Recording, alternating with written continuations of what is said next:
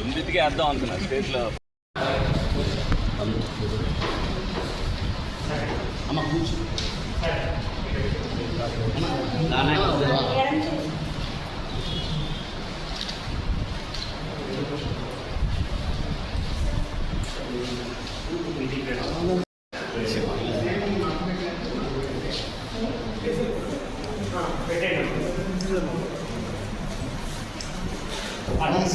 బయటకు వచ్చాక ముందు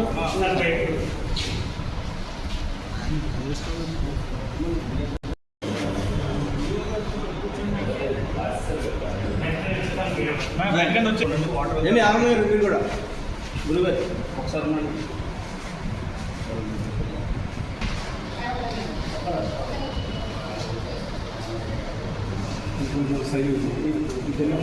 రెండు వచ్చేది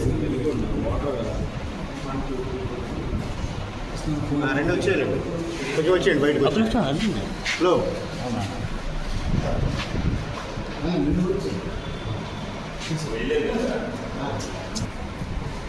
ఓకే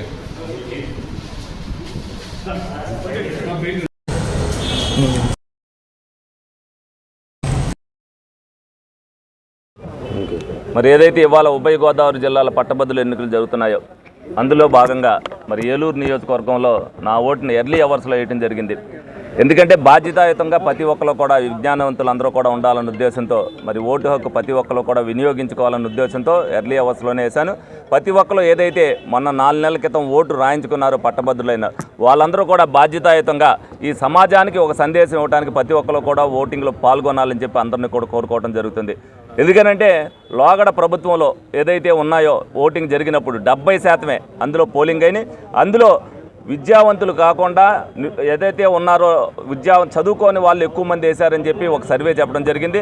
దానిలో భాగంగానే విద్యావంతులు అందరూ కూడా ఓటింగ్లో పాల్గొనాలనే ఉద్దేశంతోనే మన పట్టభద్రుల ఎన్నికలు అనేక రకాలుగా ప్రచారం నిర్వహించడం జరిగింది.